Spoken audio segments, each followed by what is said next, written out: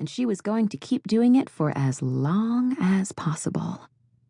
"The bean's okay, too," she finally said, hoping that was really true. She shifted, trying to get comfortable, which was hopeless. As if in agreement with that, the baby turned and kicked her again. The people in Chloe's life liked to remind her that she'd once been hell on wheels. She had a feeling her baby was a chip off the old block. "You're leaving," she said softly. Sawyer didn't respond to this because they'd already talked about it, and her husband wasn't one to mince words or waste them. He kept his big, warm hand cradled around her belly for another beat, rubbing in a way that never failed to soothe both baby and mama. Neither she nor Sawyer knew the first thing about babies, or happy childhoods. Becoming a parent was a role that neither of them had ever anticipated. Aside from the fact that they'd each been raised by wolves, Chloe especially had absolutely zero confidence in her own ability to be a mother. And then there was Sawyer. He'd had an unhappy childhood, and she had no idea how he felt about becoming a father. He was a man who would always honor his obligations, but it didn't mean he wanted this baby. She blew out a breath and looked out the window. Not quite dawn.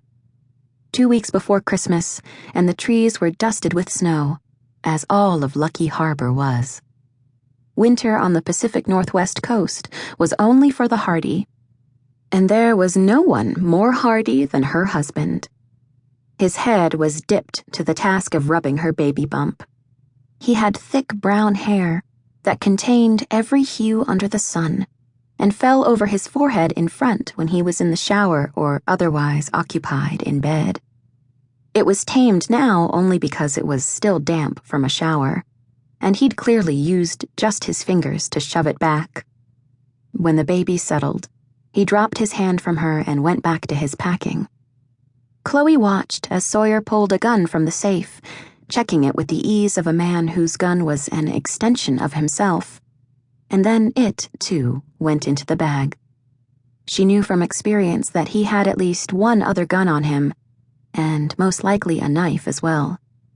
What was it about him checking his weapons like other men buttoned their shirt that was so damn hot? And how was it that even though she was the approximate size and weight of a buffalo, she still could get aroused just by looking at him? The silence between them gave her a bit of a reality check. She might be turned on by him, but he wasn't having the same problem. "It's only a week," he said, and Chloe jumped. He was at her side again, all lethal stealth.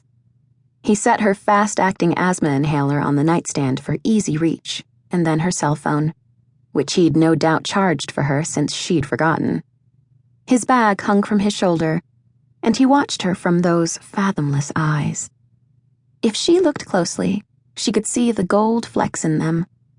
Sometimes, when he laughed, those flecks danced. But they were still now, as still as the man watching her. "I know," she murmured. "Just a week. You'll be back for the town Christmas party. You promised to take me." His jaw went a little tight. Parties weren't exactly Mr. Social's thing. "We talked about this," he said. "Yes, and you agreed to take me." He shook his head. "I said it wasn't a great idea. You exerting the energy to dress up and go to a crowded event." "I'm not a piece of china," she said. "No one would ever mistake you for one," he responded, and she was pretty sure it wasn't a compliment. "But," he went on in that voice of steel, "you're 8 months pregnant and suffer debilitating asthma. Give yourself a damn break." "I've had one," she said. "Maddie and Tara won't even let me work at my own spa. I need to get out, Sawyer. I need to see people." Before her life changed forever. "I'm going." "I'll be back," was all he said. "And the party?" "We'll see." Not exactly a promise, but then again, he was careful.